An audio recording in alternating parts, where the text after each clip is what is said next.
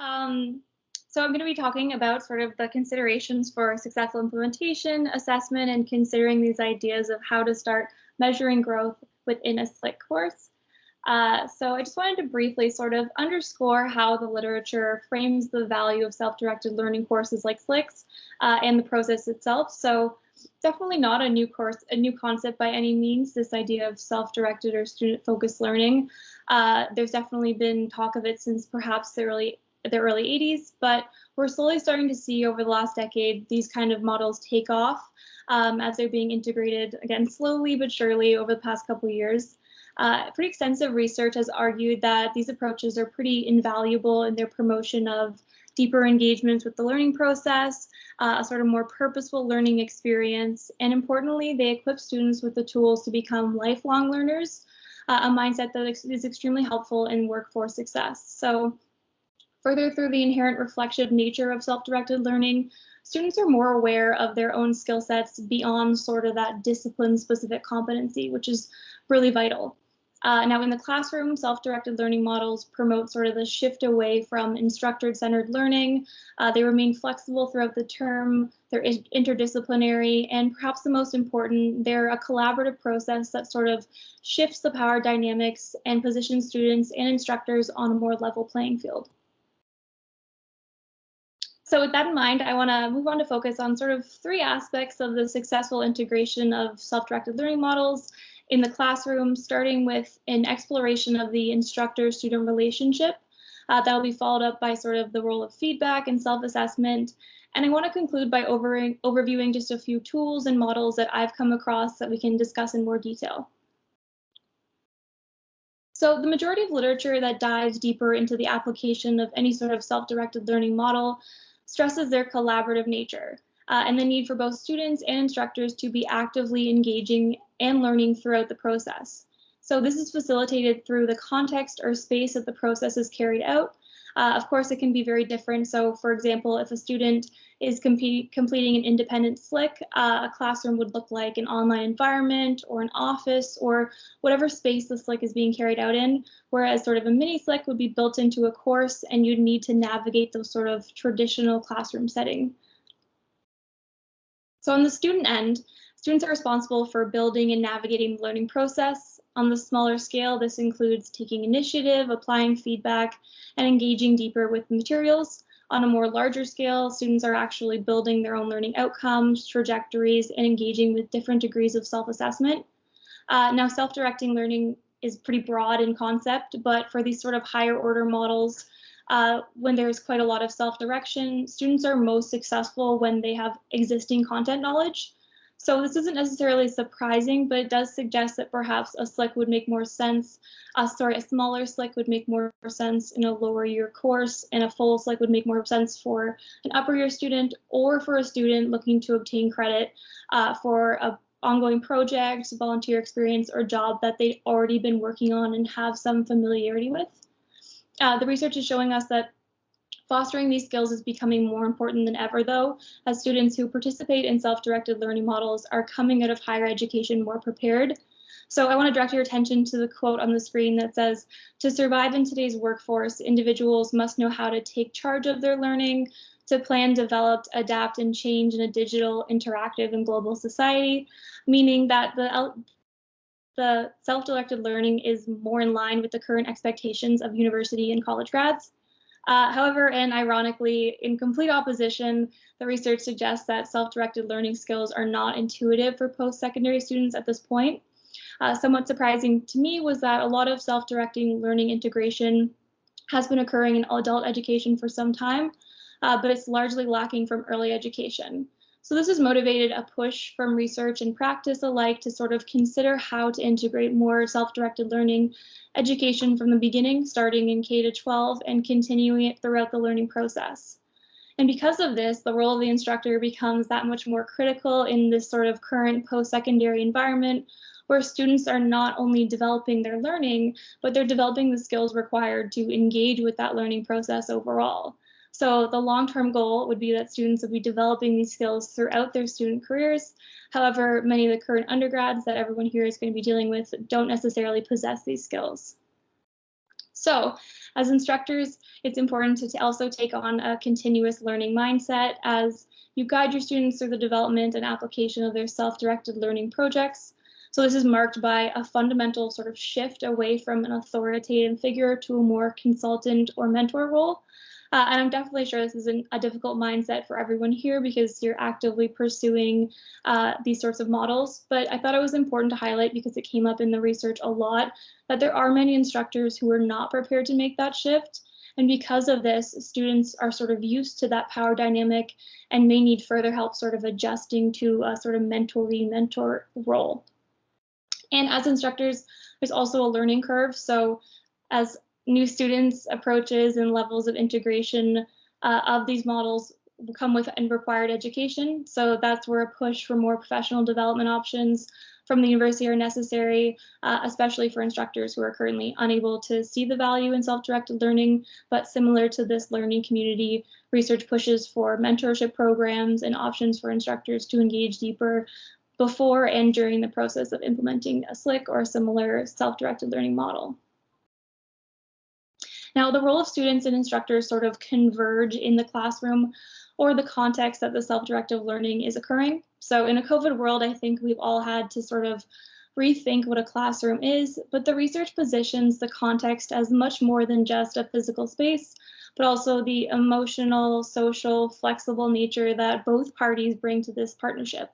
So academic help seeking clarification, supporting guidance, and all those other factors are central to early stages of social self-directed learning development, but can be greatly influenced by things like motivation, encouragement, comfortability, and they all come back to that sort of collaborative partnership. So self-directed learning is student-centered, but that doesn't mean that they don't still require ongoing support and a space to ask questions, share concerns, and seek guidance.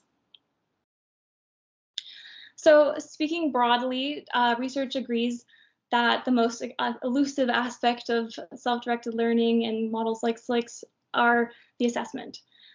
Perhaps maybe one of self-directed learning's perceived limitations is that there is no sort of standardized tool for assessing student growth or student learning. Unfortunately, the literature does not offer any sort of agreed upon practice. Especially in the face of sort of balancing the university requirements with the goals and outcomes of self-directed learning, there still is a divide.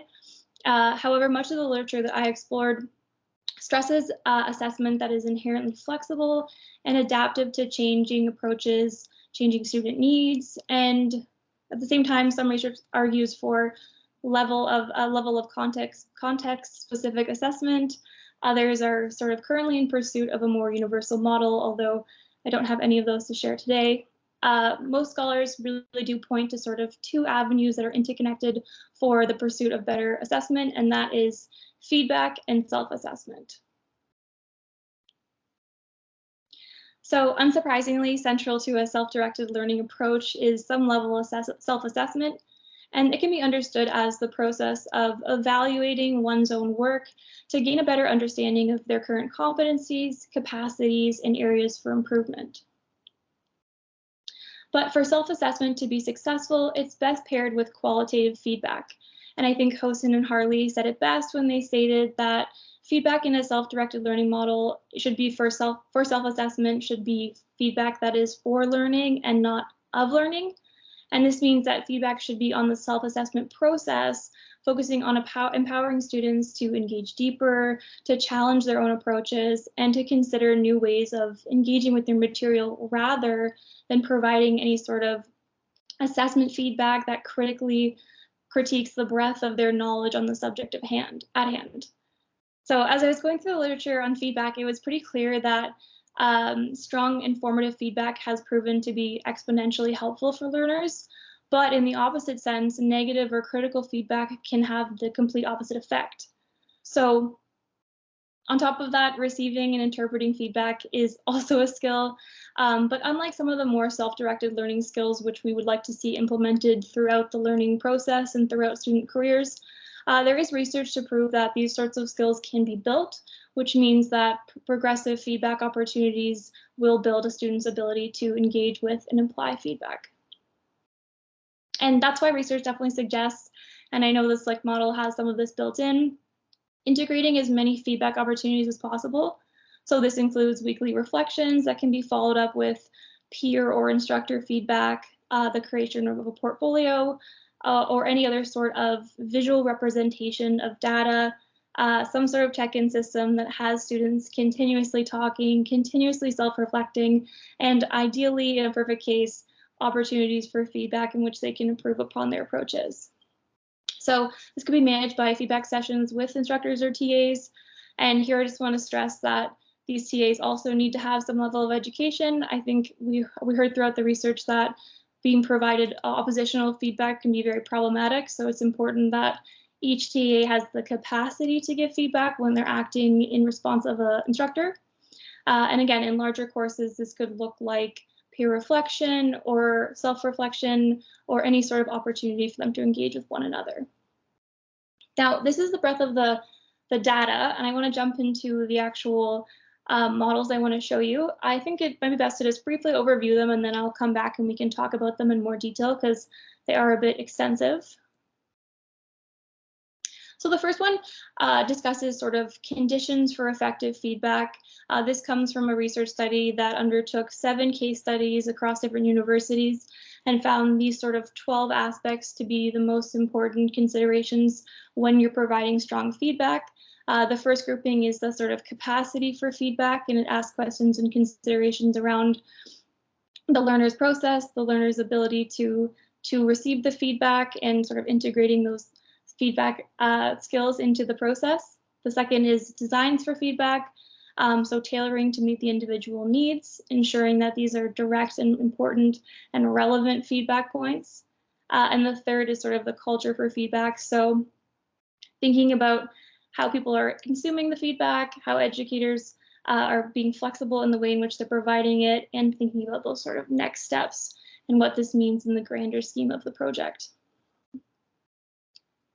So the second one, and definitely the most complicated one, which I'm sure we can come back to, discusses the interconnected nature of sort of assessment literacy, assessment feedback, and assessment design. This comes from the EATS framework. And it actually really details the entire process from start to finish. I don't think it's necessary for me to overview it now because we'll definitely come back to it. So I'll just leave that there and I'll open it up afterwards. And then the final one I wanted to pull, which was a bit more of a sort of offshoot, was from a medical paper that actually used this sort of model to quiz students on their own self-reflective opinions on their answers to questions. So they had a quiz format and they asked students for each question they answered to go through this chart and think about how they were answering it. So did they think that they were correct or incorrect? Or were they confident in that decision? And that's on a scale from very sure to unsure. The usability of the knowledge, so thinking about as medical professionals, would they feel comfortable using this in their actual career? Do they feel it's unusable? And then further, the level of decision making. So on top of all of that, how confident are they in the actual information that they're pulling from? So while this seems a bit different, I think there is opportunity for this to be sort of modeled into a self-reflexive process, thinking about not only the process itself, but having those sort of meta reflections on why students are feeling the way they are, what's motivating them through the next process, and just having that necessary pause for meta reflection. So just before we come back to the 2 points that came through from this, not super well researched here, but sort of the things that I came out of it, that the research is saying these courses need to either be a pass-fail method or they need to be a continuous feedback process in which the final paper would be the only thing that would be graded or would be the only thing of huge value where everything else would have pretty nominal assessment points. So that's the end of my actual presentation points, but I definitely am sure there's questions on these charts and I'd be happy to answer any.